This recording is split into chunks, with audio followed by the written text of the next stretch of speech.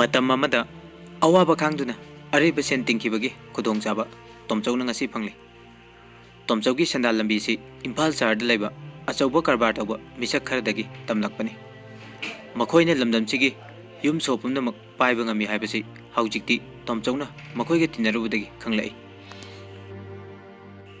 ꯃꯣꯍꯟꯂꯥꯜ ꯕꯥꯒ꯭ꯔꯤ, ꯆꯨꯅꯤꯂꯥꯜ ꯁꯦꯇ꯭ꯔꯤ ꯑꯃꯁꯨꯡ ꯍꯔꯕꯤꯟꯗꯔ ꯁꯤꯡꯍꯅꯆꯤꯡꯕ ꯃꯄꯥꯟ ꯂꯝꯒꯤ ꯁꯦꯟꯖꯥꯎ ꯄꯥꯏꯕ ꯀꯌꯥꯅ ꯃꯅꯤꯄꯨꯔꯒꯤ ꯆꯨꯞꯂꯤ ꯄꯥꯏꯔꯤ꯫ ꯃꯅꯤꯄꯨꯔ ꯁꯔꯀꯥꯔꯒꯤ ꯃꯔꯨꯑꯣꯏꯕ ꯐꯝꯅꯥꯏꯕꯗꯒꯤ ꯍꯧꯔꯗꯨꯅ ꯃꯟꯇ꯭ꯔꯤ ꯑꯃꯁꯨꯡ ꯕꯤꯙꯥꯟ ꯁꯚꯥꯒꯤ ꯃꯦꯝꯕꯔ ꯑꯌꯥꯝꯕ ꯃꯈꯣꯏ ꯁꯦꯟꯖꯥꯎ ꯄꯥꯏꯕꯒꯤ ꯈꯨꯔꯖꯤ ꯃꯇꯨꯡ ꯏꯟꯅ ꯆꯠꯂꯤ꯫ ꯃꯤꯔꯦꯞ ꯃꯤꯈꯜ ꯃꯇꯝꯗ ꯁꯦꯟꯖꯥꯎ ꯄꯥꯏꯕꯁꯤꯡꯅ ꯁꯦꯜ ꯂꯧꯔꯒ ꯃꯈꯣꯏꯒꯤ ꯃꯤꯈꯜ ꯃꯥꯏ ꯄꯥꯛꯅꯕ ꯍꯣꯠꯅꯕꯗ ꯅꯠꯇꯅ ꯀꯥꯔꯛꯂꯒꯁꯨ ꯍꯦꯟꯅ ꯅꯛꯁꯤꯟꯅꯩ꯫ ꯑꯔꯣꯟꯕ ꯂꯝꯕꯤꯗ ꯃꯤꯇꯣꯞꯁꯤꯡ ꯑꯁꯤꯒ ꯂꯝꯗꯝꯁꯤꯒꯤ ꯃꯤꯑꯣꯏꯁꯤꯡꯒ ꯁꯦꯟꯗꯥꯟ ꯂꯝꯕꯤ ꯁꯦꯝꯃꯤ꯫ ꯃꯅꯤꯄꯨꯔꯒꯤꯗꯃꯛ ꯚꯥꯔꯠ ꯁꯔꯀꯥꯔꯅ ꯄꯤꯊꯔꯛꯄ ꯆꯍꯤꯒꯤ ꯆꯥꯛꯊꯨꯡ ꯃꯈꯣꯏꯒꯤ ꯁꯦꯟꯒꯥꯎꯗ ꯆꯪꯅꯕ ꯄꯣꯔꯝ ꯁꯤꯜꯂꯤ꯫ ꯑꯁꯤꯒꯨꯝꯕ ꯂꯝꯕꯤ ꯀꯌꯥꯒꯤ ꯈꯨꯗꯝ ꯇꯣꯝꯆꯧꯒꯤ ꯃꯃꯤꯠꯃꯛꯅ ꯎꯈ꯭ꯔꯦ꯫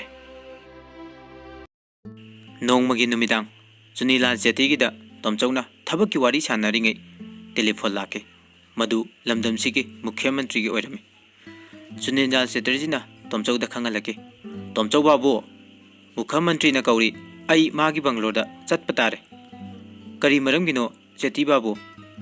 "ꯀꯔꯤꯒꯤ ꯑꯣꯏꯅꯤ, ꯃꯅꯤꯄꯨꯔꯒꯤ ꯃꯟꯇ꯭ꯔꯤꯅ ꯀꯧꯔꯕꯗꯤ ꯁꯦꯟ ꯄꯨꯔꯛ ꯍꯥꯏꯕ ꯅꯠꯇꯅ ꯑꯇꯩ ꯂꯩꯇꯦ ꯇꯣꯝꯆꯧ ꯕꯥꯕꯨ"꯫ "ꯀꯌꯥꯅꯣ ꯃꯁꯤꯡ ꯍꯥꯏꯔꯛꯄ꯭ꯔꯣ ꯁꯦꯇ꯭ꯔꯤ ꯕꯥꯕꯨ"? "1,00,000 ꯑꯃꯒꯤ ꯋꯥꯐꯝꯅꯤ, ꯀꯔꯤ ꯇꯧꯒꯗꯕꯅꯣ ꯃꯔꯣꯜ ꯍꯥꯏꯔꯛꯇꯦ"꯫ ꯁꯦꯇ꯭ꯔꯤꯅ ꯍꯥꯏꯔꯛꯄ ꯋꯥꯐꯝꯗꯨꯗ ꯇꯣꯝꯆꯧꯅ ꯃꯈꯥ ꯇꯥꯅ ꯍꯥꯏꯈꯤ꯫ "ꯑꯗꯨꯛ ꯌꯥꯝꯕ ꯁꯦꯟꯐꯝꯗꯨ ꯊꯪꯈ꯭ꯔꯕꯗꯤ ꯆꯨꯅꯤꯂꯥꯜ ꯕꯥꯕꯨꯁꯨ ꯑꯅꯧꯕ ꯀ꯭ꯋꯥꯇꯥ ꯅꯠꯇ꯭ꯔꯒ ꯑꯦꯖꯦꯟ ꯑꯃꯗꯤ ꯁꯣꯏꯗ꯭ꯔꯦꯗꯅ"꯫ "ꯃꯗꯨ ꯑꯣꯏꯕꯁꯨ ꯌꯥꯏ, ꯑꯣꯏꯗꯕꯁꯨ ꯌꯥꯏ, ꯑꯗꯨꯕꯨ ꯇꯣꯝꯆꯧ ꯕꯥꯕꯨ, ꯋꯥꯐꯝ ꯑꯁꯤ ꯑꯔꯣꯟꯕ ꯑꯣꯏꯅ ꯊꯝꯕꯤꯒꯗꯕꯅꯤ"꯫ ꯆꯨꯅꯤꯂꯥꯜ ꯁꯦꯇ꯭ꯔꯤꯅ ꯃꯈꯥ ꯇꯥꯔꯛꯈꯤ꯫ "ꯑꯩꯅ ꯃꯐꯝꯁꯤꯗ ꯍꯤꯡꯖꯔꯤꯕꯁꯤ ꯇꯣꯝꯆꯧ ꯕꯥꯕꯨ ꯈꯣꯏ ꯑꯃꯗꯤ ꯃꯅꯤꯄꯨꯔꯒꯤ ꯑꯉꯝ ꯑꯊꯧꯁꯤꯡꯅ ꯆꯥꯟꯕꯤꯕꯗꯒꯤꯅꯤ, ꯅꯠꯇ꯭ꯔꯕꯗꯤ ꯃꯔꯨꯞ ꯃꯄꯥꯡ ꯂꯩꯇ꯭ꯔꯦꯗꯅ꯫ ꯑꯗꯣꯝꯒꯤꯁꯨ ꯀꯥꯟꯅꯕ ꯂꯥꯛꯀꯅꯤ ꯇꯣꯝꯆꯧ ꯕꯥꯕꯨ"꯫ ꯋꯥꯐꯝ ꯈꯔꯗꯨ ꯍꯥꯏꯅꯔꯝꯂꯒ ꯇꯣꯝꯆꯧ ꯆꯨꯅꯤꯂꯥꯜꯒꯤ ꯅꯥꯛꯇꯒꯤ ꯍꯜꯂꯛꯈꯤ꯫ ꯅꯨꯃꯤꯠꯁꯤꯗꯒꯤ ꯈꯪꯈꯤ ꯃꯅꯤꯄꯨꯔꯒꯤ ꯑꯆꯧꯕ ꯀꯔꯕꯥꯔ ꯇꯧꯕꯁꯤꯡ ꯑꯁꯤꯅ ꯔꯥꯖꯅꯤꯇꯤ ꯑꯃꯗꯤ ꯁꯔꯀꯥꯔꯒ ꯂꯣꯏꯅꯅ ꯃꯤꯌꯥꯝꯒꯤ ꯂꯥꯏꯕꯛ ꯄꯥꯏꯁꯤꯟꯈ꯭ꯔꯦ ꯍꯥꯏꯕ꯫ ꯃꯈꯣꯏꯒ ꯅꯛꯅꯕ, ꯃꯈꯣꯏꯒ ꯇꯤꯟꯅꯕ ꯀꯥꯡꯕꯨꯇꯅ ꯌꯥꯏꯐꯕ ꯅꯠꯇ꯭ꯔꯒ ꯃꯁꯛ ꯅꯥꯏꯕ ꯃꯤꯁꯛ ꯑꯣꯏꯗꯨꯅ ꯈꯨꯟꯅꯥꯏꯁꯤꯗ ꯄꯖꯦꯡ ꯄꯦꯔꯥꯟ ꯊꯦꯠꯂꯤ ꯍꯥꯏꯕ ꯈꯪꯂꯛꯄꯗꯒꯤ ꯇꯣꯝꯆꯧꯁꯨ ꯂꯝꯕꯤ ꯑꯁꯤꯗ ꯆꯪꯁꯤꯟꯈꯤꯕꯅꯤ꯫ ꯉꯁꯤꯗꯤ ꯃꯍꯥꯛꯁꯨ ꯃꯤꯌꯥꯝꯅ ꯁꯛꯈꯪ ꯃꯥꯏꯈꯪꯅꯕ ꯍꯧꯔꯛꯂꯦ꯫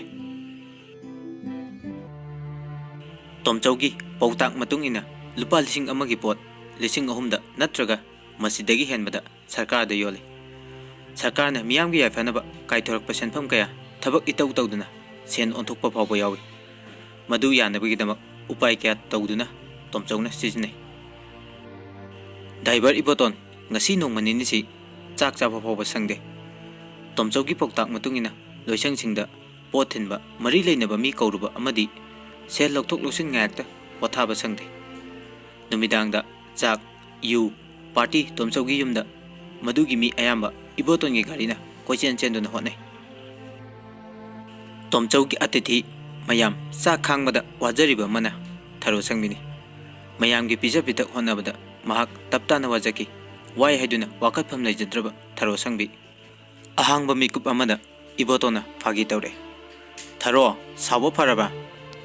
ꯏꯕꯣꯇꯣꯟꯅ ꯍꯪꯂꯛꯂꯤꯕꯗꯨ ꯊꯔꯣ ꯁꯪꯕꯤ ꯚꯥꯞ ꯇꯥꯗꯦ꯫ ꯀꯔꯤꯒꯤꯅꯣ ꯈꯪꯗꯦ, ꯃꯍꯥꯛ ꯈꯨꯝꯈꯤꯗꯦ꯫ ꯏꯕꯣꯇꯣꯟꯅ ꯃꯈꯥ ꯇꯥꯔꯛꯈꯤ꯫ "ꯈꯨꯝꯅꯤꯡꯗ꯭ꯔꯕꯁꯨ ꯏꯁꯤꯡ ꯒ꯭ꯂꯥꯁ ꯑꯃꯇꯪꯗꯤ ꯄꯤꯊꯛꯎ, ꯈꯅꯥꯎꯁꯤ ꯈꯔ ꯀꯪꯂꯦ ꯊꯔꯣ"꯫ "ꯏꯁꯤꯡꯕꯨꯗꯤ ꯂꯥꯏꯔꯤ, ꯐꯥꯒꯤ ꯃꯇꯥꯡ ꯆꯥꯗ꯭ꯔꯕꯗꯤ ꯃꯤ ꯁꯥꯎꯕꯅꯤꯀꯣ ꯇꯥꯏꯇꯣꯟ"꯫ ꯋꯥꯍꯩ ꯈꯔꯗꯨ ꯍꯥꯏꯔꯝꯂꯒ ꯏꯁꯤꯡ ꯄꯤꯊꯛꯈꯤ ꯊꯔꯣ ꯁꯪꯕꯤ꯫ ꯆꯨꯝꯅ ꯆꯤꯜꯂꯥꯟ ꯈꯧꯔꯥꯟ ꯑꯣꯏꯅ ꯍꯥꯏꯈꯤꯕꯅꯤ, ꯑꯗꯨꯕꯨ ꯆꯥꯟꯅꯅ ꯁꯥꯎꯔꯤꯕ꯭ꯔꯣ?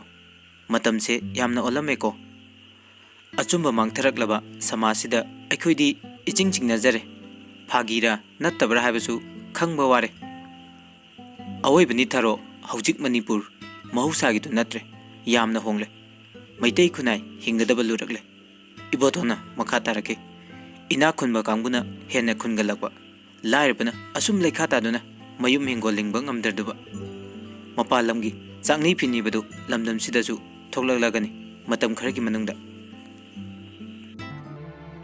"ꯀꯔꯤꯅꯣ ꯉꯥꯡꯂꯤꯗꯨꯕꯣ? ꯄꯦꯡ ꯆꯣꯏꯔꯕ꯭ꯔꯣ? ꯑꯗꯨꯒꯨꯝꯕ ꯋꯥꯈꯜꯀꯁꯨ ꯈꯜꯂꯛꯄ꯭ꯔꯣ ꯇꯥꯏꯕꯇꯣꯟ ꯈꯣꯏꯕꯣ"? "ꯑꯩꯁꯨ ꯃꯤꯅꯤ ꯊꯔꯣ, ꯃꯤꯑꯣꯏꯕꯒꯤ ꯑꯋꯥ ꯅꯨꯡꯉꯥꯏ, ꯃꯇꯝꯒꯤ ꯑꯑꯣꯟꯕ ꯃꯁꯛ, ꯃꯗꯨꯅ ꯄꯤꯔꯛꯄ ꯑꯈꯥꯛ ꯑꯌꯥꯎ mahau khangba ngami ibotona muksu haire punsi sidi ayukni changsingadaba yamna wali jintharagliba matamgi ichen sina panthungbum yaudringai lupkhigadra jingnajabagi wani thajabadi mangdri jingnabagi wani natra matamdu phawbudi yengkibatai aroiba mikup laktri phawo lamma khangda athingba pal kaya thengnarabadi madu taibutona aroiba khongchat phangba ngamdrabadi kamdauba ai mai laiduna cheloi tharo phangnaba changsingani hotnagani ngamdragana thawai thadokani karidano aduk ichang thongna lepiridubo punsigi hingbagi natraga samajki awanba asigidamakla taiton karamba topa isagi oiba wafamno tharo sangmina ngaihak lebluraga amuk makha tare aigisu hainingba kaya lei adubu mafamna matamna ohelakpa khudong zabadu ngairibadi khangde ngaina asumak loikhragadra punsise tamba ngamde nangna khalibuduga aigesu sammanei madumakni punsigi wang adubu matamda aikoina thajaduna laithokpadi langani tharo adudi aikoi kai tobatai taiton phibamsina isagi aningba apamadu phongduk chanabigi pangal leiribara tharo sangbina khumlaki hojik phawbudi hingli horen kari oigani haiba ngamde aidi aigi punsibu hena kijarakle taibuton tharo sangbigi wafamdu ibotona manung pantuna khangba wali chatharakliba warida makhoinigi tongan tongan ba wakhal amadi khangjaba kaya nakoinana natraga haktengnana phungtoktuna haina kiba yaurabasu amana amagi wahida tasengna baptabadi wanaki tharo sangbigi wahida masagi punsibu jingnajarakpagi miyeng ama pusilaklibadu ibotongi wakanda mahaki asengba ukjel khangdabadagini hairibani haina lauki mahakna tharo sangbibu thajahanaba honare tharo punsibu aduklana khanganu hoi wafamsi araibudi nate adubu aikhoi nungai thokpa tamsi matamgi matungina ohelakpa khodimak mayok yanaba sem sasi ayakpu lana khanbiganu taiton ayak nupi machani awangba wakhal aruba samisa nainaduna achumaran apapata khantaba ngamagi thangna leijade tharo sangmina ibotonda haninglibasi asidara atai leitrabra lei magi wangangda haukiba kudongtiba thaudok adugi mami masen marangum yaukhi madu ibotona khangkhidabagi wani haujiksu mahaki asengba ningamdaba amasung tungda oirakpa yaba khudongtiba kayagi maramda ibotonda tasengna khanganjaningi tanajaningi adubu haidokpadi ngamde kamdongna phongdoklugani punsibu mai itpagi changyengni miyoibana masagi asengba kaidunungdasu tengna phongdokte phongdokpasu chatnade asemba sasinaba kayaga mapanda puthokpa yaba kharadang tana asengba saduna hingnaribani asengba haiduklurabadi mi adu angawba oi samajna inthokpi masagi asengba utchaba uttaiba phi yogi amata miramnenda channade masana masabu minamduna hingmadu miyoibagi maram chani tharo sangbigi achumbadu mathantagi oiduna lairi maraksida iboton haire aihak asukuibasi nangi apamba karino khangnaba honare tharo adubu ngasidi khangle nahak aigi pakum piba ngamo aigi aseng ithau adu pangthokpa numita aina nangbu pakum pinaba haigani matamdu phawbudi ngaikhiba tai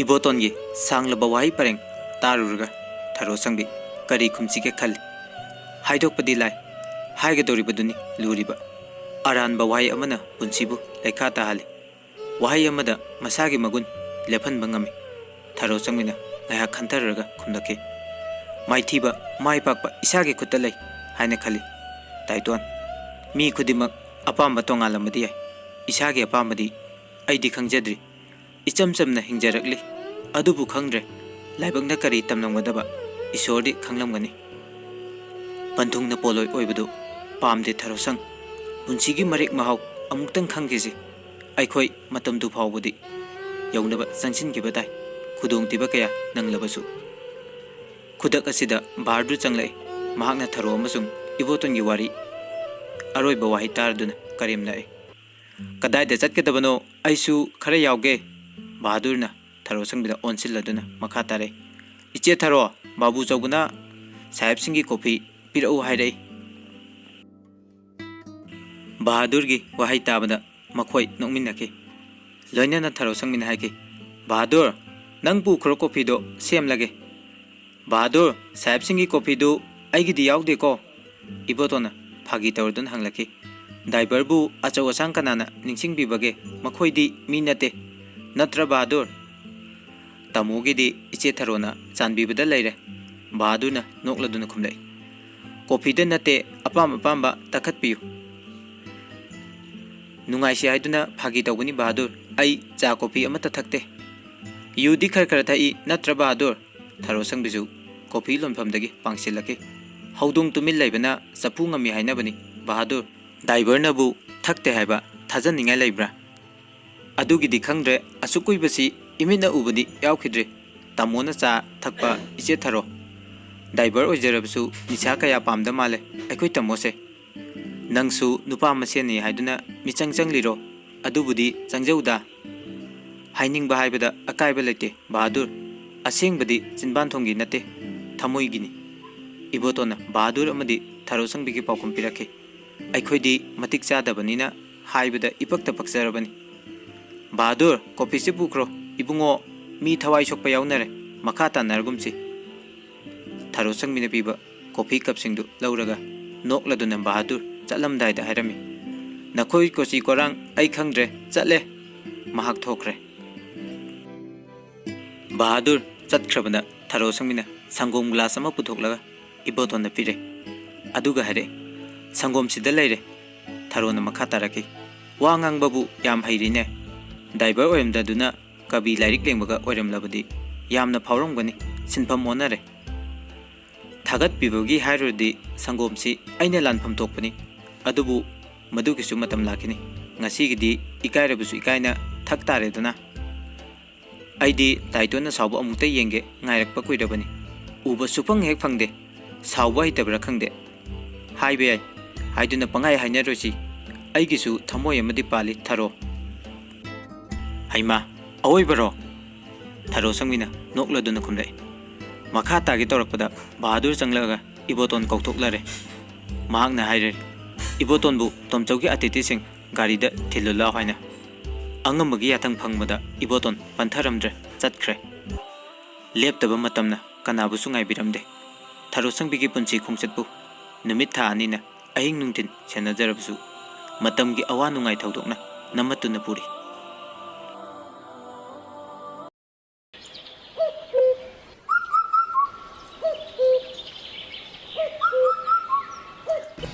Paugi chepong nungtigi phongmada mayak achogana makokta iri.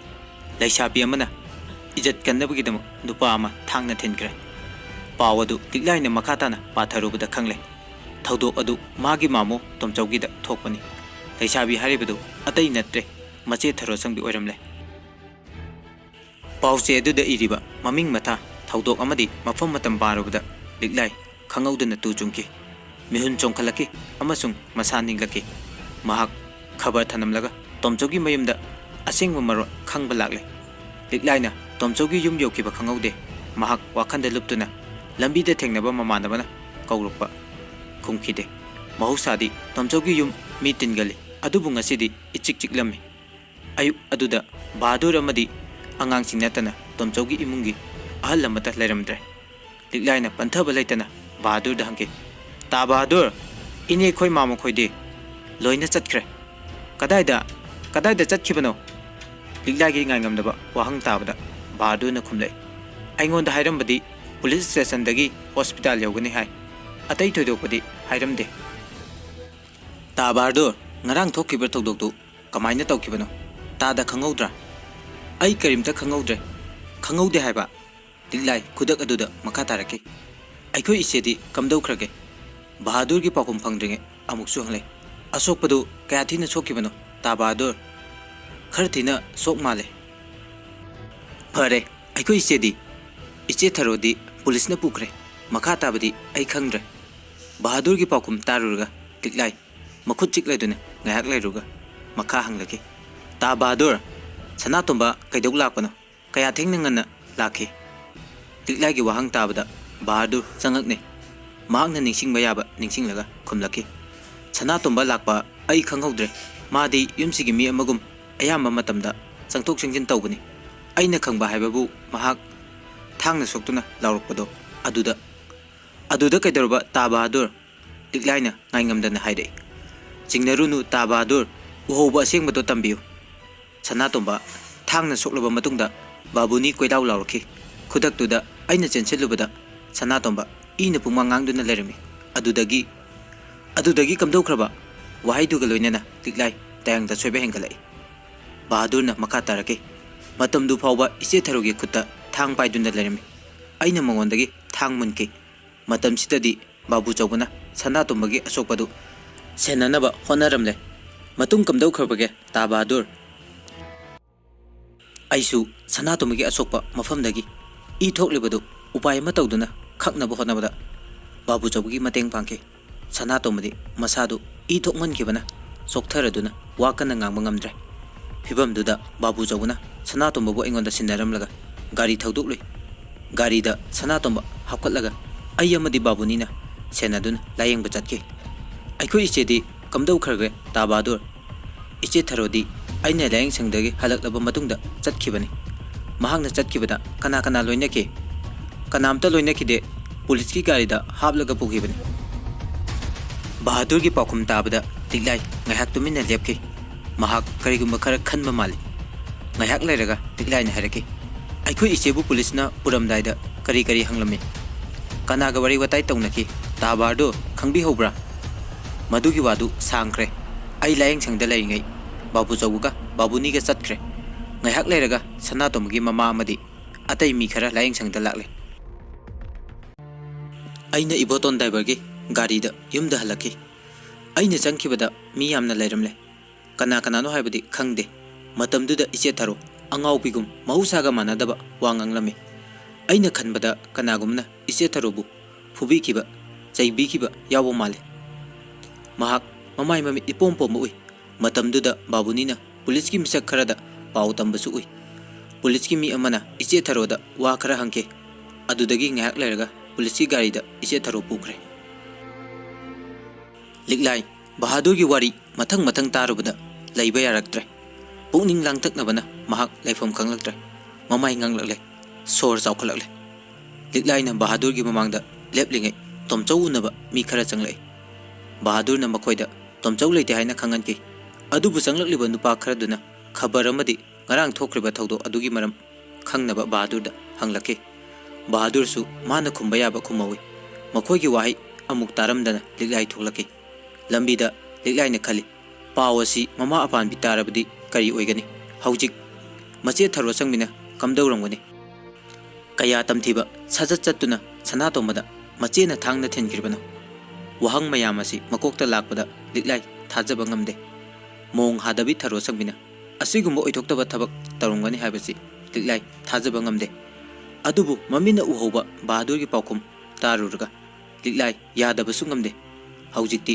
paucheda ikrabani lotpe yaroidaba wathok oiragani mache tharo sangbi mara lairabi amani haibasi chenbe yadraba thodok amani palefam khangdaba wakhal kayana puduna liklai imphal police station yaurle mahakna police ki loisang puba mi singda hangja thijarubada tharo sangbi laifam khangle adubu unajanabagi khudong chabdi phangdre mahakna honaba yaba honajarba matungda police ki mathak thongba officer khargi matengna machin mopa unajanaba matam ngahak pibire angambagi yateng hek phangbaga pantharamdre liklai mache tharogi manakta lakle police ki miyo yamana mabu tharo sangmina lairiba ka machadugi manakta pusinbiki mafam adugi tongan ba ka kayada makoi gi maralgi matungina pharakpa mi kaya ma lerami mafam aduda sangchinkibada namthiraba manam kayana liklai manaton mencheli mahakna yengkibada uri amot akai kayagi marakta sarangda yokpa sagum thamliba masak khangdaba miyam tupak tupai channa leramba makoi gi marakta yaurami tharo sang ningba kairaba maithong lukthar aduna asa yaudraba wakhanda phaklang da nga tharaga phamlami